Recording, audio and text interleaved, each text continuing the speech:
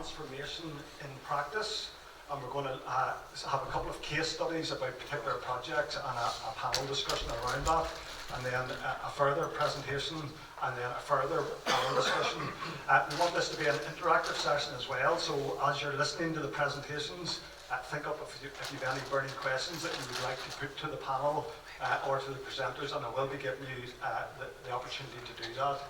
First of all, I want to introduce myself. So for those of you that don't know me, my name is David Porter, and I used to say in my day job I was the Director of Engineering with the Department for Infrastructure in Northern Ireland, which makes me the Chief Highway Engineer for Northern Ireland. And I then used to say I've got the second job, but it's actually working in to be my second day job, because I'm also the Senior Vice President of the Institution of Civil Engineers, and that means that I will be President in November of this year. And that, over the last 3 years as Vice President, that role has ramped up and ramped up, so that I now have 2 full-time jobs that I'm trying to manage. So I'm particularly interested to hear about transformation in practice, because I need to transform my job to be able to cope over this next year. So I'd be particularly interested to hear how it has been worked into some of the projects. We're going to start with a presentation on the A64, and we have a double act of Angela and Chris that are going to come up and present to us on that. So you're very welcome, and we look forward to hearing from you.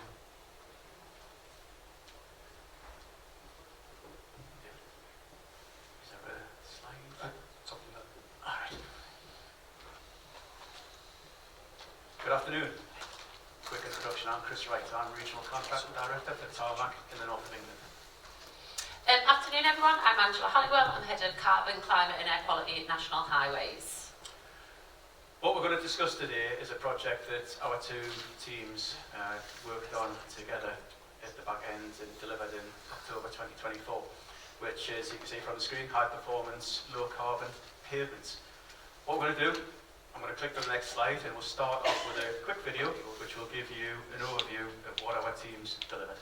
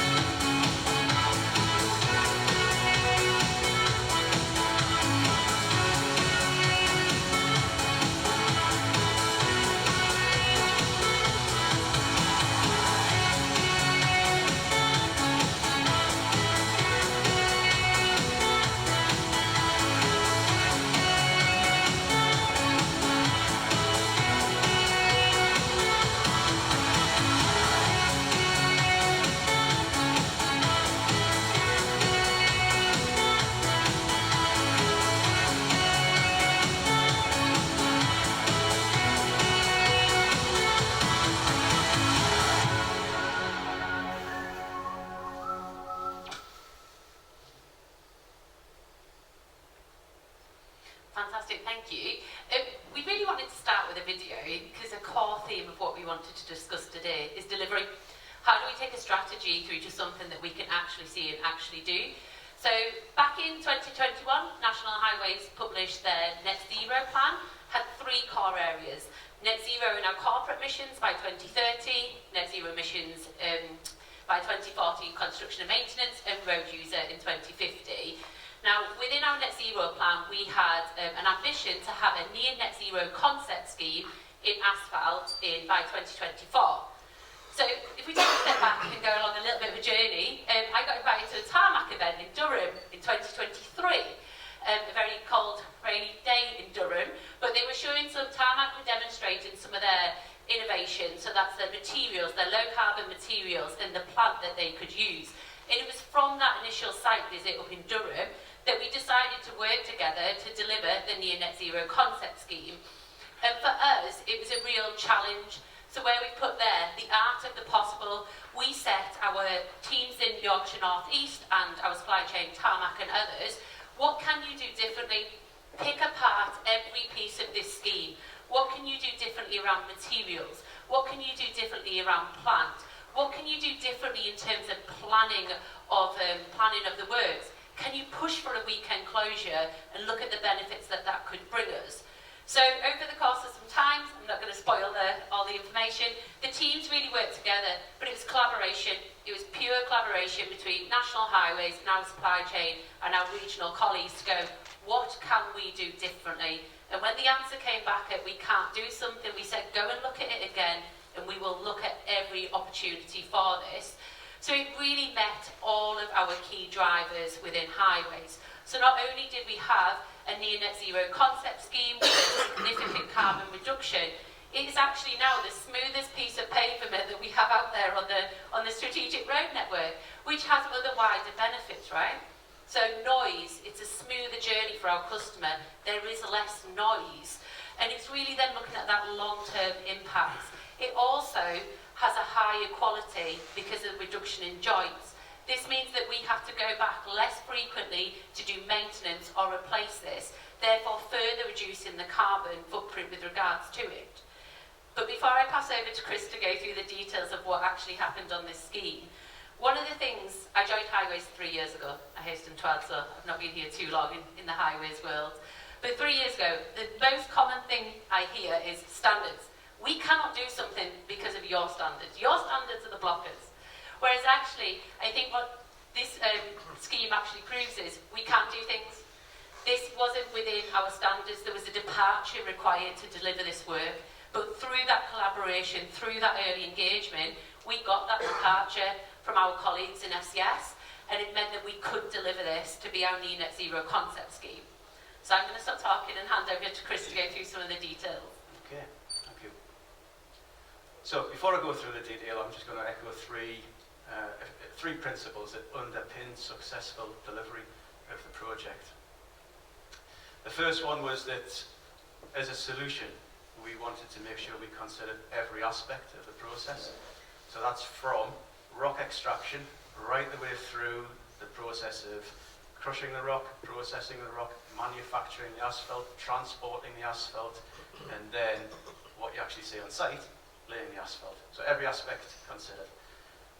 Another important aspect was this was always going to be about absolute carbon reduction, not about offsetting, taking carbon out of the process and the benefit that is derived from doing so. And the third piece, the fundamental principle, Angela's touched on it, collaboration. The challenge was always going to be that if we weren't bold, you'd never deliver, you'd never achieve. That boldness, that being prepared to step out of, let's call it the comfort zone, is what facilitated what we achieved. So, not intended to read through all of the bullets. What I will say is that in terms of the three aspects, and I'll show you three different slides. So you'll see it on the previous slide, the triangular illustration and the 3 points we tried to achieve, which was net zero in construction, smooth road, and extended life of a pavement. And the net zero, there was 4 aspects to it. The first was bitumen and bitumen technology. So bringing our supply chain into play, working with Shell, we used the latest evolution of their binder technology, which extended pavement life. For the first time in the UK, we combined that extended pavement life bitumen with a biogenic component. So this was a UK first. The second element was, you'll see a lot of points up there about clean, renewably sourced fuels. There was no fossil fuels, no traditional fossil fuels were used anywhere in the process. That's right away from rock face, extraction, processing, asphalt manufacture, transport, and then surfacing operation on site. All fossil fuel replaced. Third aspect, RAP. So RAP is recycled aggregate product. So that's the planings, the existing carriageway, going back into the new surface. Angela touched on SAS and departures from standard. We needed a departure from standard, but being bold, we increased RAP percentages beyond current specification limits. And the fourth point, you might not have picked it out on the video, but we used electric equipment that exists in limited technology, limited numbers. So for example, bond coat sprayer, there's only one electric bond coat sprayer in the UK. We drew that technology from the southeast of England into Yorkshire to apply plant technology that was going to deliver the objective of reducing carbon during construction. The next element, extended pavement life. There's a number of benefits of extending pavement life. Quite obviously, one is maintenance cost, but secondly, from a carbon point of view, if we're taking maintenance interventions less, we're reducing carbon by, if you like, eradicating future activity. So, how did we do that? Again, it was the binder technology. So Shell, we harnessed their knowledge in terms of binder and their product that extends pavement life. We also then worked together, National Highways technical team, Tarmac's technical team, to put a design mix together which enhanced bitumen content, that in itself extended product life. But the third element, and probably I would say the most radically different element, was the jointless construction. So the A64, section of dual carriageway, it was 2.5 kilometres in length. The only joints in that carriageway were at the start and the end. So using paving technology, and what we did, we took our experience from working in what I class as high performance paving environment. So Silverstone F1 circuit that we delivered in 2019, we took our learning, our knowledge from that, and for the first time applied it to the strategic road network. So what that resulted in, we used asphalt feeders, and the benefit of that is you're continuously paving. Your paving machine doesn't stop.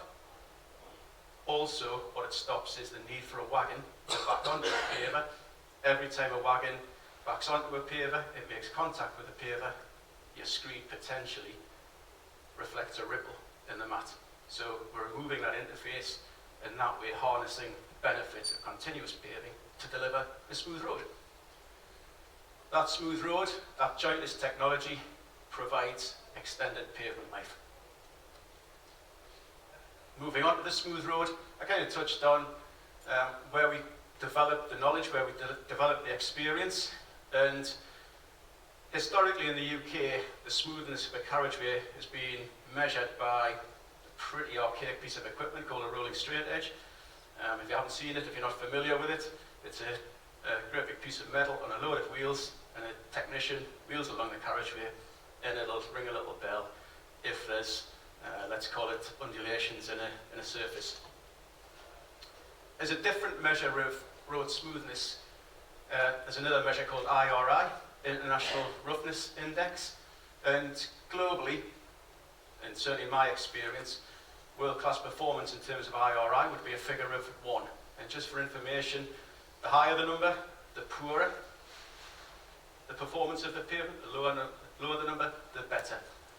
So just to give a comparator, Silverstone F1 that we did in 29 was an IRI 0.5, and Myra, which was a test track that we did, I think it was 2023, was 0.1. So exceptional performance, high performance paving environment. We took those principles and applied them to the A64. So what did that look like? In addition to the asphalt feeder that I mentioned on the previous slide, we also, on the planing equipment, we applied level control technology, which is a first stage. A planer will typically, you'll set it at a specified depth, and it'll take that depth off. The technology that we used on the planer was a starting point to take out undulations in the surface. We then had telematics on the paving equipment and the compaction equipment, so we were controlling compaction. But the ultimate benefit of the smooth pavement with regard to carbon is that academic research demonstrates that the smoother pavement reduces the rolling resistance of the travelling public's tyre up to 7%. That 7%, when you multiply that up across whole life usage of the pavement, is substantial in terms of carbon reduction in lifetime usage. And back to what Angela highlighted is one of National Highways' objectives, achieving that objective of road user net zero by 2050. This solution plays a part in that.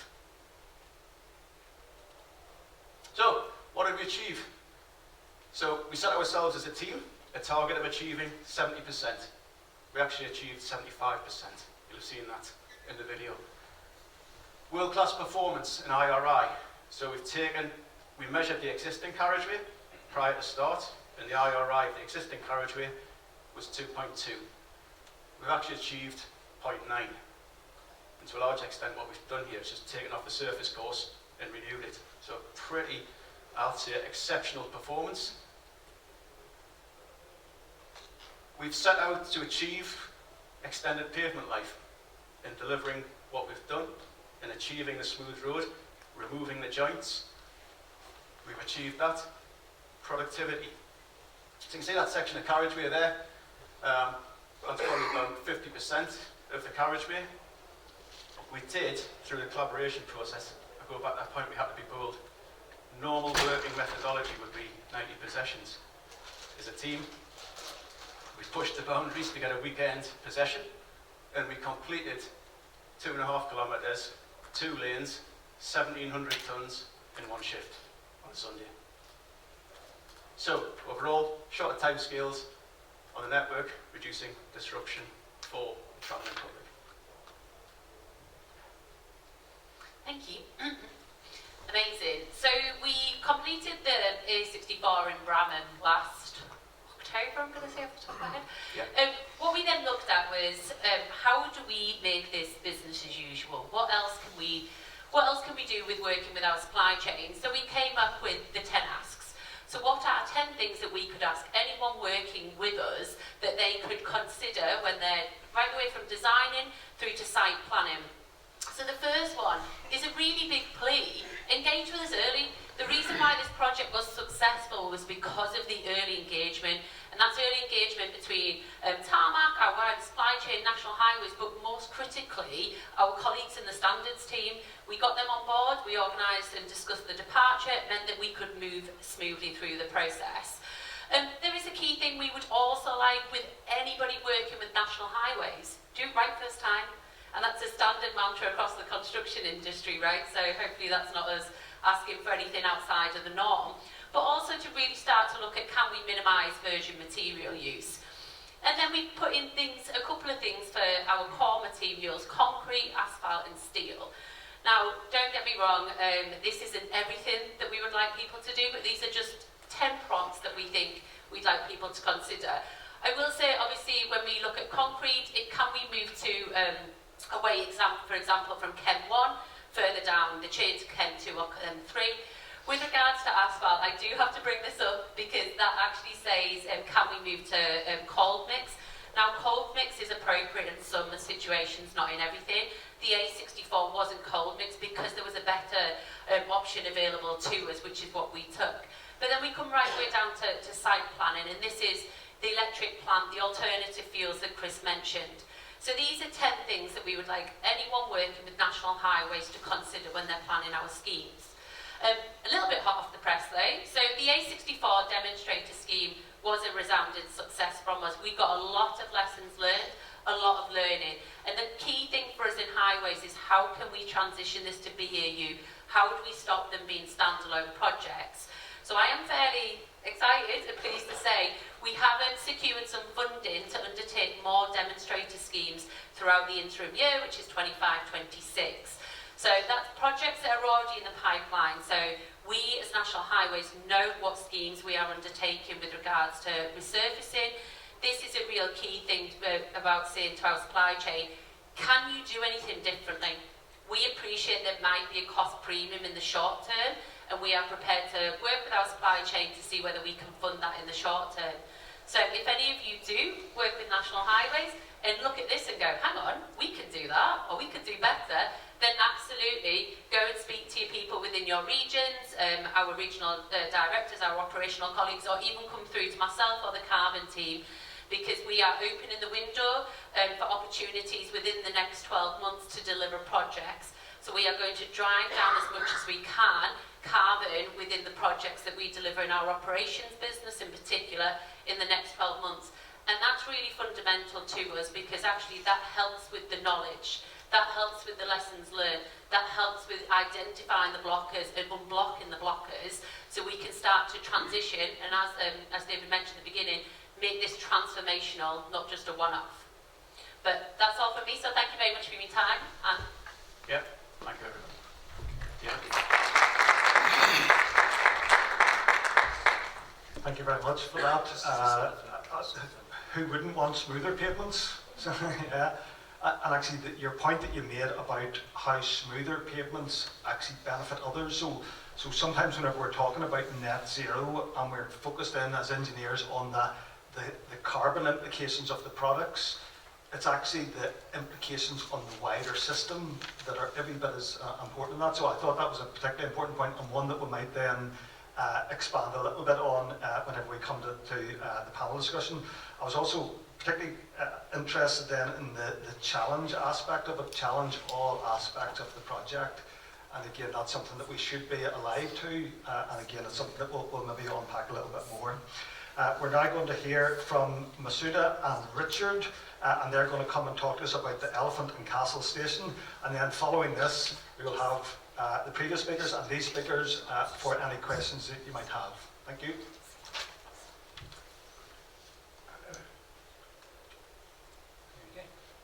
Cool. Hi everyone. So I'm Mashooda Patka. I am Programme Manager at Transport for London. And I'm Richard Palmer, Development Director at Delancey. We're hopefully a leading UK real estate investment and development advisor. And we're going to double act this, and deliberately so. We've got TfL slides and the elephant slides as we've branded, so you'll know who's speaking when the slides come up. So, but we've called this a trusted partnership, and we've worked together for many years on what we think is one of London's most complex development projects, and very close to handover now for the next bit, which we'll talk to you all about. Right, so we're just going to basically set the scene. So in terms of, like you just said, we're going to be doing a double act. So we're going to set the scene for the opportunity, how it arose, a brief summary of the development master plan, a project timeline, and some of the hurdles that we've kind of faced along the way, description of the station updates, as by Elephant and Castle, the station update, and some of the engineering that's been involved in constructing that, some of the milestones that we've achieved to date, and then how this is the Elephant and Castle project is also a catalyst for the next phase, which is the Bakerloo Line extension.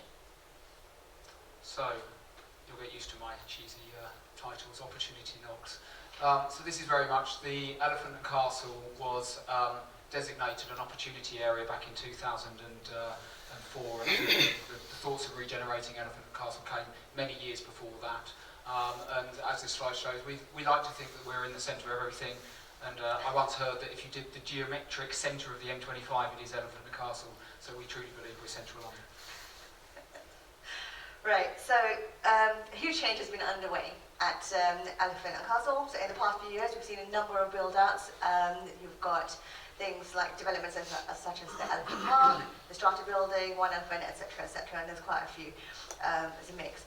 So when the first Elephant and Castle opportunity area was first adopted by Southwark and the GLA, we were expecting to have 5,000 new homes and 10,000 new jobs that were delivered. The number has now increased to over 7,000.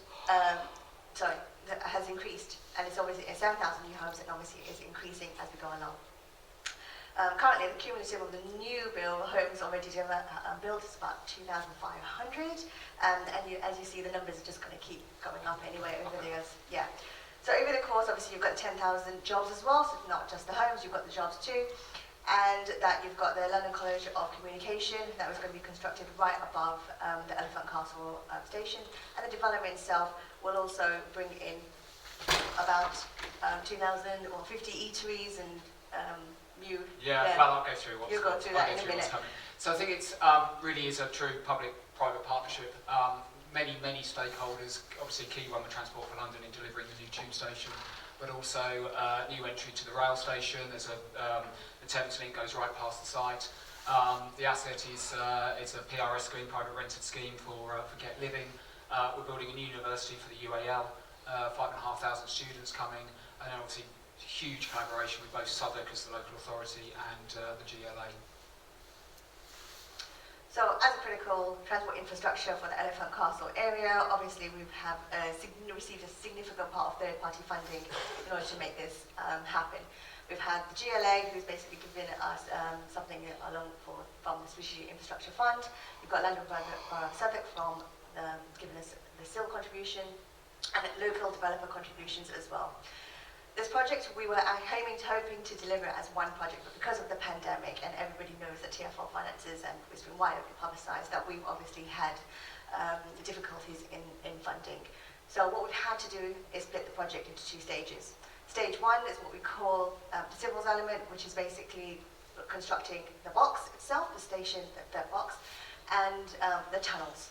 Stage 2 is the fit out and decommissioning of the existing Northern Line station, which we're hoping and still negotiating with government in terms of getting the funding for that. So hopefully that is still, we're working quite closely with government to try and get that funding and move to the next phase. So I'll give a quick canter through the master plan. So there's a shot, I don't know how many of you know the Elephant and Castle of old. That's the old shopping centre. It was the first covered mall in Europe, and it never really worked. I think from the get-go it had shops for sale on or to let with a very crude sign outside.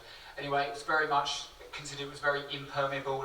We often called it a fortress, very inviting and not wanting people to come in. So the master plan was all about creating routes through open streets and really capitalising on the transport node that it is. You'll see there where the new tube station is going to be, and access directly to the rail station. And I think there's something like over 300 buses go around the peninsula. So there's a new town centre, broad mix of uses. I think it's wrong to say it's residential led. There are 1,000 homes there, but there's a lot more. The new campus for UAL, lots of affordable retail coming through, 5-screen cinema, lots of shops, restaurants, bars, new public realm. This one's important, the vibrant day and night, very much capitalising on the night economy of Elephant and Castle. Got workspace coming through, and then last but not least, what we're here to talk about is the new tube station. So here's a kind of a helicopter shot, if you like, looking at the. We've actually brought it through in 3 phases, or we'll bring it through in 3 phases. Elephant Central was an earlier development of ours, and before we actually purchased the site. Then we're bringing through the east site now, and the west site is the existing home of the college, and when they come across, we then get possession of that site to go again, and that's another, if there are, these round numbers, 500 homes on the east side, there's another 500 homes to come, and a student block. And obviously, with changes in the fire legislation and sustainability, we're actually going back into planning to enhance that scheme, to bring in the second staircases for the tall buildings. So we hope to be applying for that in 2 weeks' time. So very canter through the visual. So there are the homes.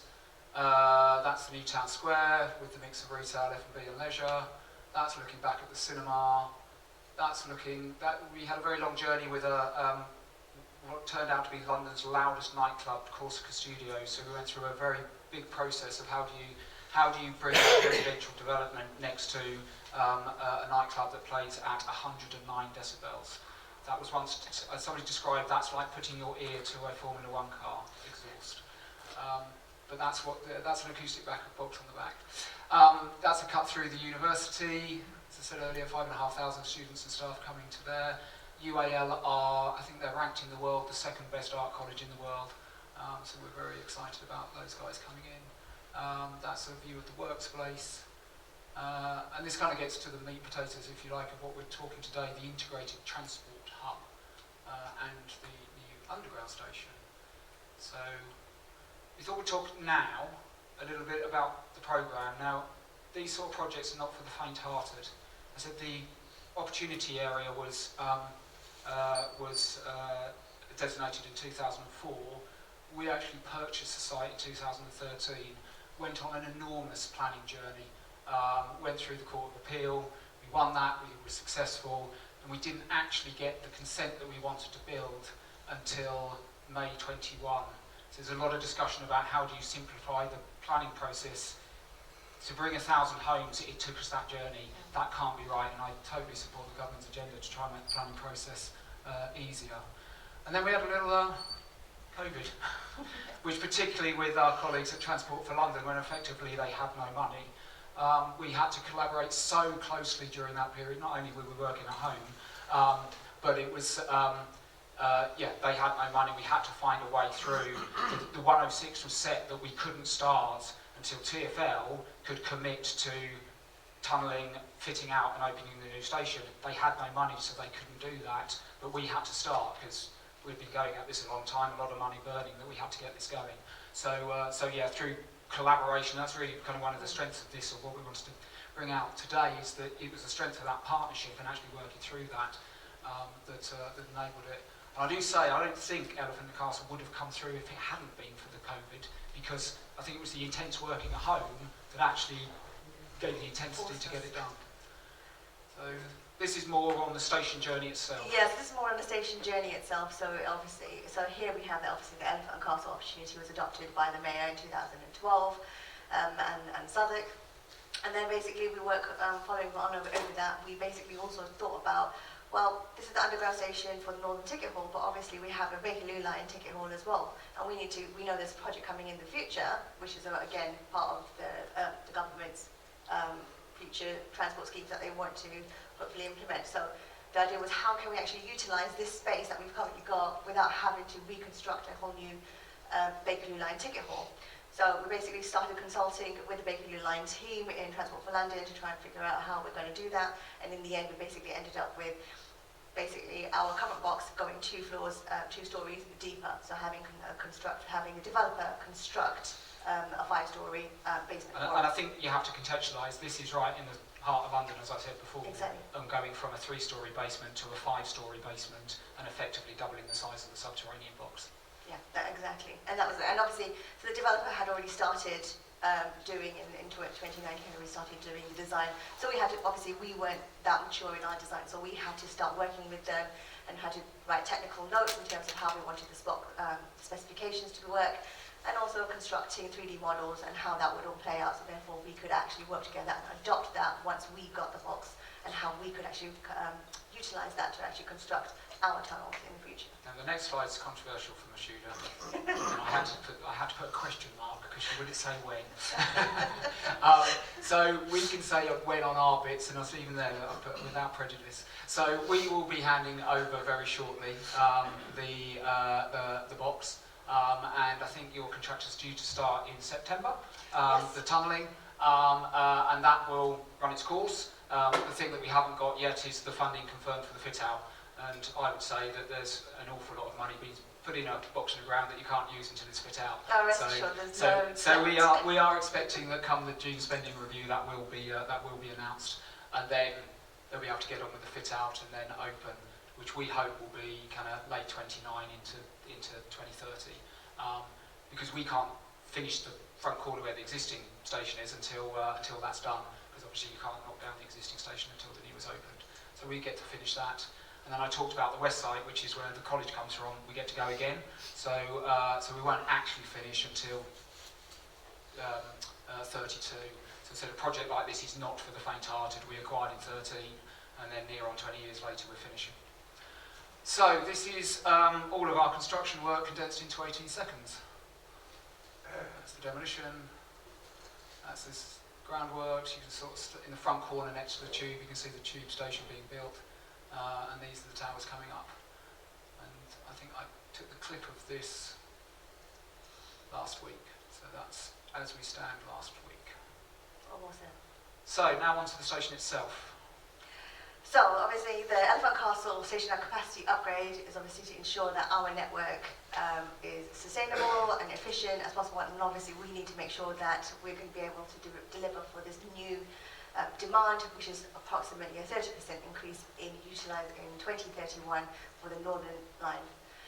So our kind of 5 or 6 points really is to deliver our enhanced capacity to support the planned new homes and jobs, provide separate access, which is really key for us, optimise passenger journey times, provide the new integrated ticket hall, as I mentioned, in terms of the Bakerloo line, improve emergency evacuation, and obviously safeguard for any future planned upgrades.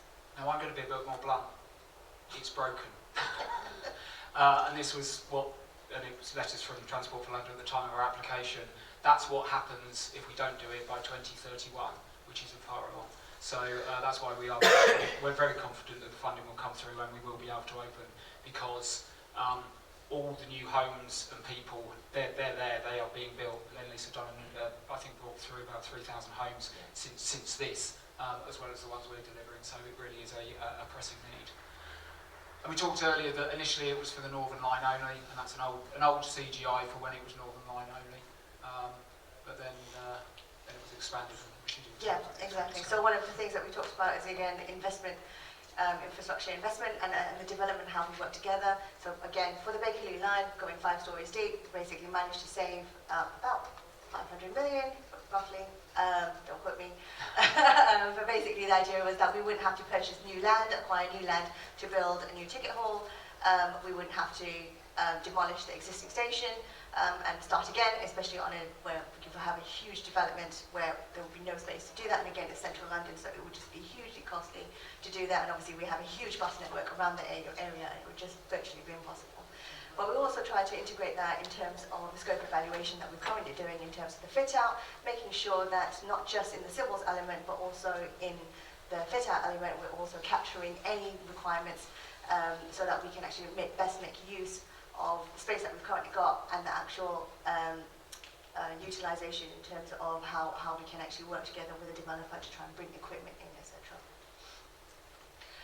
So this is just basically showing us in terms of, just so you can kind of get an idea in terms of how the space kind of looks. So right in the middle, you've got the passenger link tunnels and how it is and how it links with the 2 sites along Newington Butts.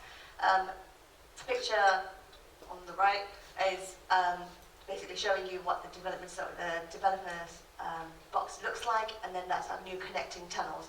Obviously we have a number of challenges there, working with regarding the ground, and obviously we've actually got a lot of information from the developer itself in terms of the construction, but we obviously have to now validate a lot of those assumptions to make sure that it actually connects. And I think this does give a good model of how public-private partnerships can work in tube infrastructure, in that we are quite comfortable to build basements, big basements. Our supply chain is geared up to do that. What we're not geared up to do is do tunnelling. So maybe that is the model for going forward, is where developers will do the station boxes, and then you leave what I'd say the tricky stuff of the tunnelling to the experts. So just getting a little bit technical, but I'm trying not to get too technical. But essentially, the box was basically built in terms of around the Bakerloo Line ticket hall. We have the 6 transfer beams, which basically carry the load in terms of piling part walls. The actual crown of the tunnel is only 1.5 meters from the Bakerloo Line, so it was actually really close, and it was really tricky. There's a lot of monitoring equipment, and actually it was closely to making sure our infrastructure team actually were quite close to that part of the works. I think it's also just the enormity of that engineering. It's a subterranean bridge, you don't see it anymore, but it's effectively those 6 transfer beams, each spanning 21 metres, and each being, I think they were 3.5 metres high and 3.5 metres wide. So just enormous, and there was very, very little movement in the tunnel when all this was done. But I like pictures, and sorry for the cheesy title again, Wonder of Engineering. That sort of hopefully encapsulates, and there's a shot of myself and the project director for Multiplex, that against one of those transfer beams, so you can see the size of that before the concrete, and then the picture in the bottom right shows just what a good partnership it is. And how small I look. And then we like to celebrate, so this was an unusual one. Yeah, exactly. So basically, when we got to the bottom of the 5 stories, obviously we had a huge celebration. We invited, Delancey invited London Borough of Southwark. We had the mayor there, we had the councillors. It was a really good day, actually. So yeah, we've basically been down there. We actually did uncover some fossils, didn't we? Over there. And what was that? So that was March last year, Yes, and then I took these yesterday, because we are very, very close to handover. And that's I took that deliberately just so you can see the kind of the vast cathedral-like proportions of it. And if you know London, and if you know the existing station, which, to be quite frank, should be out in Zone 6, you'll come to this and you won't question you're in central London. This is of the scale of Bond Street, Tottenham Court Road, and any of the big ones. That's just the ticket hall level. Yeah, it's just the ticket hall. So this is just more about, again, just kind of saying, obviously we talked about stage 2 and the fit out, and it's still obviously currently unfunded. The team and I are actually working quite closely together with the various development partners and how we can implement some of these things, looking at some of the funding streams as well, externally as well as internally, to try and again make this vision come true. Definitely, it's not one of those things that TfL wants to basically just mothball and just leave this massive expansive space and tunnels. We do want to fit it out, but it's just kind of just understanding how we can actually get that partnership continuing. And it has a real impact. As we call it the day 1 and day 2. So without, you see the big chunk of the corners not there because the existing station has to stay. While they're doing the work, there's a big compound out the front, but hopefully we'll get to the finished article down in the bottom right. And then, but it will be worth the wait. So hopefully.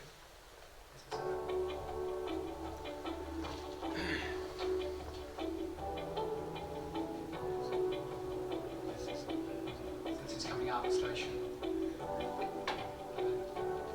push it back through. So if you know the existing station there, this is a vast improvement. Okay. So, short little bit on the future proofing for the Bakerloo line. Which we see is really, really important. As I said, this was post the application, the consultation went out, overwhelmingly it should be an integrated position to cope with this proposed extension. So we doubled the size of the box to get the links down. And that there is, and we say we've actually started because that's what's called a soft eye, so that will be the tunnel that goes into the Bakerloo line extension come the day. The extension itself, there's debate on whether it goes to Lewisham or whether it goes further down into Kent, and the stats there are pretty phenomenal. Single project will deliver 107,000 new homes, 150,000 jobs, takes the cars off the road, increases the public transport journeys. But the important economic one for me is it's between a £5 to £8 billion spend, depending on how far they go, and that will, the £5 billion will release 1.5 per annum. So for me, that's an incredible payback and something that should be supported. So hopefully this will work. This does far more speaking than I do.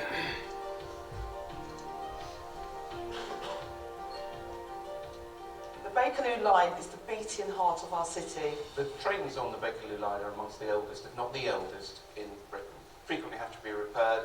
The right thing to do here is to invest capital to upgrade the line so we can save money for the public purse. I'm standing at Elephant and Castle Station. It's a project that will deliver not just the Transport London needs, but a £1.5 billion uplift in our country's economy.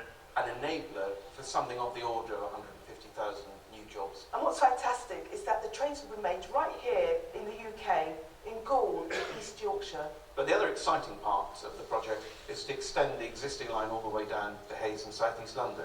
It will be possible for people more easily to get into South East London and to explore all that South East London's got to offer. The Bakerloo line extension would kickstart the business possibilities for the area. It would be lovely to be able to bring more people through the doors of our venues.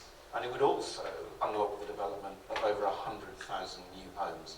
It would take 20,000 cars off the road a day, providing 150,000 more public transport journeys. Which will significantly help us to reach our net zero targets. The climate crisis is now. We need to take action now. This project will make use of existing tunnels and also utilise existing network rail lines. It is as shovel-ready as any transport scheme ever is. It's central to the London infrastructure framework, a project that will deliver growth, jobs and homes. The most popular project that Transport for London has ever consulted on, and above all it would transform lives for decades to come.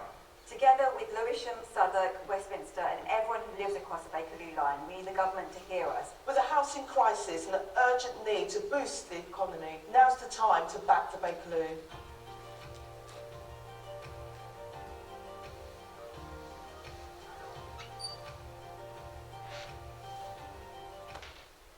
So, back to Bakerloo, starting at the Elephant, and I say we have started. So we are hoping to, we're lobbying like crazy to get that going because we do think that it is it's a quite a large percentage of the agenda to deliver 1.5 million homes. So we're quite confident. So we wrap up with a final slide which kind of goes back to the the title of this talk, which is Trusted Partnerships. An awful lot of people involved in a project like this. We've kind of pulled out there the key stakeholders and the key supply chain that's involved in bringing the tube station through. So thank you.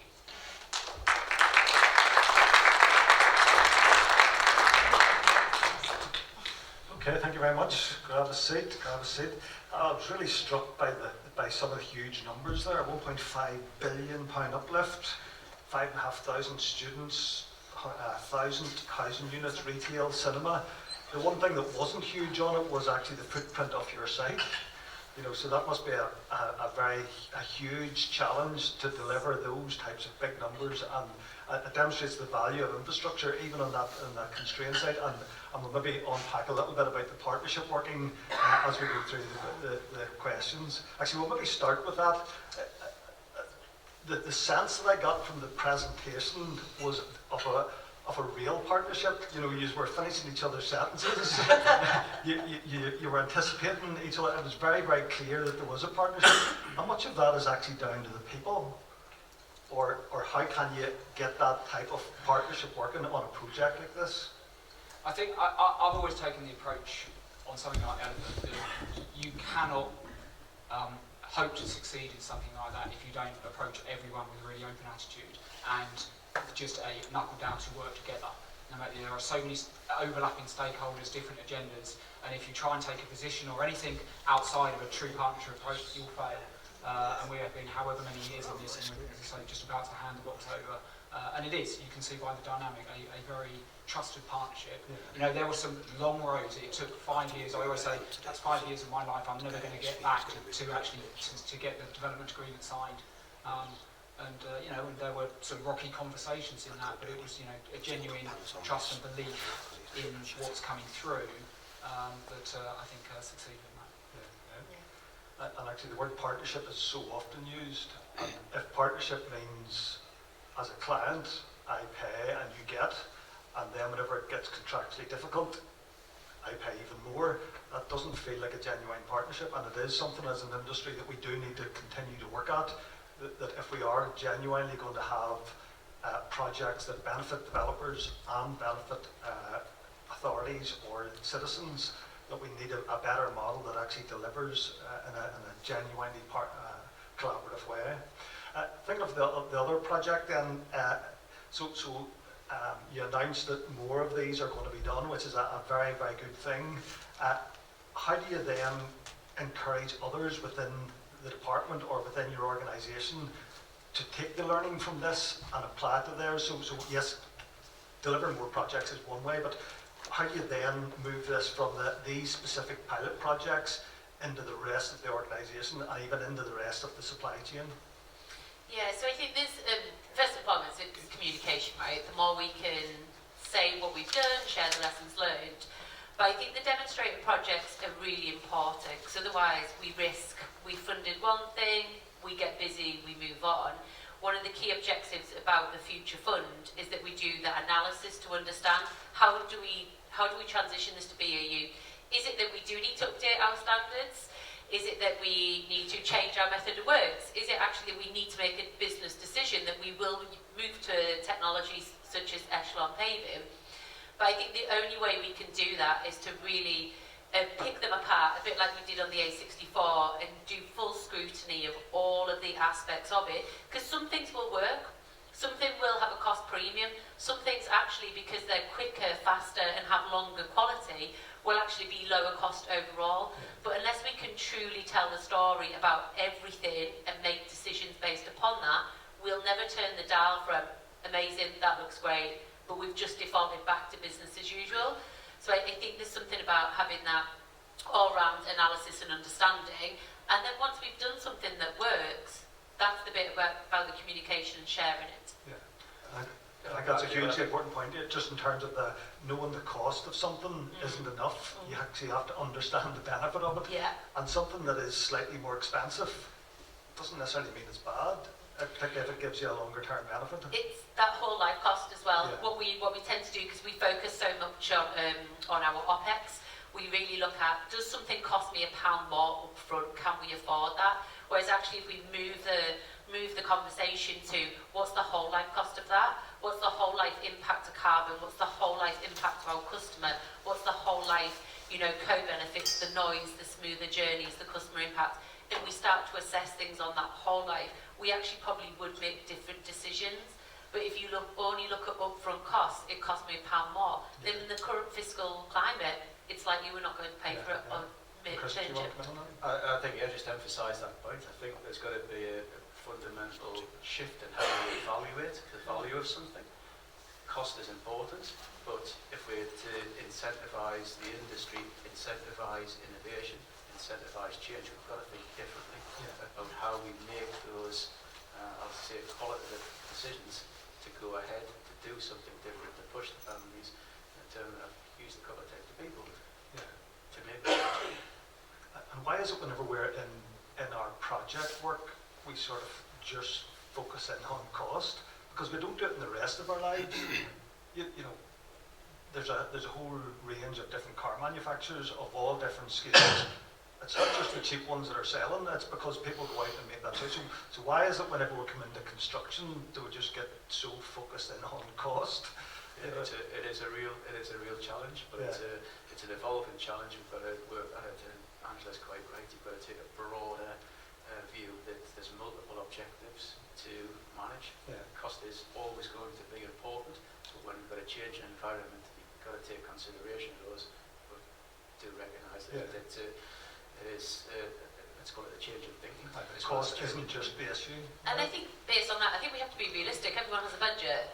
We can't get away from that. We're a budget-led country, we're a budget-led organisation. But I think the key thing that you mentioned there is value. We need to turn the conversation from upfront cost, to what is the value of that scheme. What is the value to a customer who lives near a network but has lower noise because of the smoother pavements? That's something that we currently don't value, but actually going forward, that should become part of the analysis. So I think the maturity is evolving, but I think longer term the conversation must be around what is the value of the project, not just what is that upfront cost. Yes, okay. And we will be coming next to the floor to see if there's any question. We'll have a roving mic coming up next. One more question then, just in terms of the interfaces. So I thought it was very good that you said the developer delivers the box and then lead the tunnels to elsewhere. It strikes me that on those interfaces between one organisation building one thing, particularly underground, and a different organisation then building a different thing, how do you make sure that those interfaces don't become an issue? For us, I think we did have somebody on site for us, so from Transport for London, so who was able to kind of help in the main works contractor from the developer and kind of assist in some of the conversations.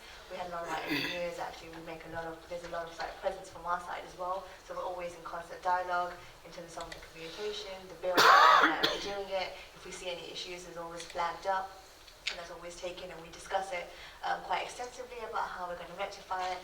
So there's a lot of conversation. It's not just between us from an engineering level, from a manager level, and project manager level. So it's quite. I think an awful lot is put into the sort of it's called the developer's assurance plan, where we give the assurances of what we're doing. I would say of that 5 years that I never get back, I'd probably say two of them at least were all about the interface and how do you pick through the warranties, the insurances, the guarantees, all of that, because obviously it is a very key interface, and where and we didn't talk about the fact that there's the river Negligence that's running right underneath, so huge water pressures down at 5 level 2, 33 metres down. Who's actually taking the responsibility for when that connection is made that it doesn't leak? So there was a lot of conversation on that, but we've navigated it. I think we've done reasonably well. But as I say, it comes back to that idea of the prospect that, particularly in London or metropolitan areas, there is value is released by key transport infrastructure, and clearly developers want to try to bring forward their developments, and that probably are best placed to do that. But the thing that they're not placed to do is tunnelling work. So that's why we think that's quite a good model. Yeah. so it was particularly struck at you as a very clear example of how infrastructure is an enabler, Yeah. not just for its own project. Yeah. You know, it gave that public realm space, so even people going through that aren't using that get benefit from out of that. And I would suspect it's also then a catalyst for that area then, whenever they see new shiny things and a pleasant space, well then that encourages other things around that to then to be redeveloped. Okay, coming to the floor, any questions anybody wants to ask? Hands up, somebody here at the back. Thank you. Hi, good afternoon. I'm Sam Ward from the UK Department for Transport. Question for Richard and Mashooda, if I may. First of all, it was really heartening to see kind of developer and sponsor speaking and working so closely. I know that in the work you've done, there are kind of tensions between transport requirements, development needs, and making all that consentable. I'm quite interested to understand your ways of working, how you kind of resolve those trade-offs to get a good solution that you clearly have done. And secondly, if I may, the work at Euston, the development at Euston is probably the next kind of major transformational transport development opportunity in London. I'm quite keen to understand what advice you'd give to those doing your jobs at Euston and to help realise opportunities that are available there. Thanks. Questions, yeah? Good questions. So in terms of working quite closely together, we do have obviously a development agreement, and I think both of us have been quite fair, and obviously using that as well has been quite useful to us in terms of obviously negotiating for 5 years, locking it away and then locking it away and actually just moving away and just kind of doing whatever we want. So it's been quite key to us, and I think we've actually been quite fair. I think both sides. I think when we have an issue, we do kind of talk it through. Yeah, it's also from our side, we don't necessarily have to penalise developer if something happens or goes wrong, and we try to be fair and we discuss it and we kind of say what's the consequences of we just going down this specific route. Yeah, I mean, I hope you don't mind, but there's a very live example at the moment where TfL don't actually need the box until later in the year, and there's the inevitable discussion about snagging works on handover, and we come to a very pragmatic solution that actually we're not that bothered about the date because it's not going to be needed for another few months, so we don't have to have those difficult discussions. And I think it's just, you could take the contracts and you could take all positions and get all very emotional about it, but actually you have to step above that and actually what's the end game, what's the prize coming out of this. And if you have that environment to have a grown-up management of the contract, that's a very healthy thing to have. Not always the case in our construction projects, but if you can achieve that, that's very, very good. Any other questions from the glad floor? you avoided the HS2 questions. I was worried when we went on that your answer as a developer would be... Because I said we're the most complex development in London, maybe that one. So any other questions from the floor? Right here. We'll get the mic down to here now.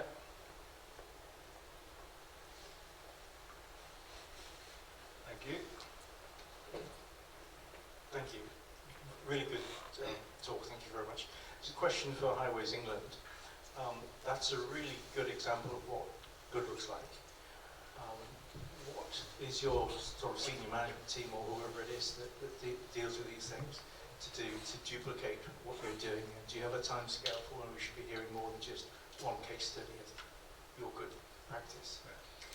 Yeah, so I think one thing I can say is the exec really signed up to that. I don't know, for those that know National Highways, Duncan's our operational director. I was in front of Duncan and the regional directors last Wednesday and got full support for the next interim year funding. So the next stage of this is really that interim year funding, looking at what more demonstrator schemes we can do, particularly focusing on asphalt, but also other things like HVO, electric plant, different methodologies.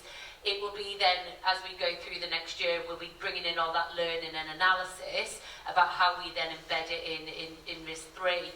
Where it is cost neutral, or there is a benefit to us in terms of cost saving or resource saving, for example, it will be easier to transition them into BAU. I think that's fairly key. But where there is a cost premium, that's where we'll really need to work with government with regard to our funding, but also the supply chain. Is there more that we can do potentially with advanced market commitments that might help drive costs down? We will really have to look at, once we get to the analysis, which are the bits that we can just easily transition, but which are the bits where actually there is that slightly longer platform to us. We do have the net zero 2040 commitment, but we have a target for a 40 to 50% reduction of our emissions by 2030. We're not going to get there without fundamental changes. So I would say within the next 12 months, once we've done this next phase of demonstrator, we'll have a much clearer understanding about what becomes business as usual and what is that slightly longer pathway for us. Okay. And then one last question in this segment was more about the contract. So, Chris, you had said no fossil fuels on site. Was there contract implications of that, or is that the way that contracts with National Highways are moving? No, that was purely driven by project-specific objectives. So that was, go back to the fundamental principles that I highlighted at the start, one of them being that we would consider every single aspect right the way through the whole process, from rock extraction to completed carriageway. Fossil fuels plays a big part in that, and particularly in the aggregate extraction, processing and asphalt manufacture. Just to give an indication of that, if you think about that full end-to-end chain of 100% carbon generation, 85% sits in the process of extracting the rock through to asphalt manufacture. So to get that right, together with the fuel, moving fossil fuels together with bitumen and evolution of bitumen technology, that's where we make the substantial change. So it was a project-specific decision and driver. And so that same will be used on these other pilot projects, and then will that influence then the wider, back to that point about how you affect change on a wider scale? So with regards to the contract bit specifically, it is within our contracts at the moment with regards to our Tier 1 and Tier 2, so our larger supply chain actually becoming past 2080 accredited. And I think that's really important that it's not just National Highways that's gone on our journey, we've put it within our contracts, it's our ambition that our supply chain are going on that journey. So it's not just us pushing the carbon reduction, each of the organisations that work with us, they're committed to reducing their emissions as well. And we did launch our contract for carbon policy 2 years ago now, which really looked to help us have more maturity in our contracts, and going forward there probably is a world, if we look at the Lower Thames crossing, where carbon actually has a price within the contract. I think that's the maturity. If you look around the infrastructure sector, I think it's moving that way. There will become a stage at some point in the future where actually carbon has that cost within the contract specifically, but at the moment the contractual obligation is to work with us to reduce via the past 2080 our carbon reductions. Yeah, brilliant, thank you. Oh, have we a question? I may have missed it. How much more expensive was it? There was a cost premium with regards to it. I can't remember the exact specific. I think it was, how much more was it? About 20% more expensive? 25? Yeah, 25, 30. So there was a cost premium, and we're aware of the fact that there was a cost premium, but we're very aware that early adopters will have that cost premium. We have to do these in order to drive down that longer term cost, because the big part of this is stimulate the supply chain as well, telling like the likes of Tarmac and others that we're open for business and we want in future, we want now these lower carbon materials, because then you get the economics, right? Because if we're signalling, people start to develop and produce more, which brings that cost down. So cost premium up front, but we're hoping that will. But I think you're dead right. It's that transition to business as usual. How do we stimulate that? I'm a big believer that seeing is believing. If you can make something real for somebody and they can see it, they can actually. It's tangible. It becomes more real than the theory of talking about what you can't do. So, project that we delivered came from you coming to the room, seeing what we were doing. That was one example of it, and it's how do we keep that momentum going? We definitely adopted that approach on, I don't know if you remember from the CGIs, but the building in the centre, which is largely a steel frame building, as contractors, as specified, it was virgin steel, but we went through a process and it was actually contractor-led, came that we may be able to use recycled steel for that. And I think we used over 25%. We found old steel that went through a sort of a validation process. And it wasn't in the contract, but we thought absolutely this is the right thing to do, because it's a signal to others of we've all got to do this. We've got to do our bit to get the circular economy going. So that was very much something that we did think that's worth doing. And that's good. And back to the point that I made at the very start, then that ethos of challenging everything, thinking about everything. Where is the opportunity? Because genuinely, as a profession, as an industry, we're going to need everything in order to contribute to net zero. We set from the get-go. We set the challenge. Forget what's in the contract. Anything that can generate a carbon saving should be brought forward. And we literally tracked. I think there's about a dozen initiatives that have been pulled through that we've saved several tons of carbon through just having that mindset. Brilliant. So I get the sense that this conversation could go on all afternoon. So I am going to have to cut it to a stop here now. So can you thank our speakers for what were fabulous presentations and brilliant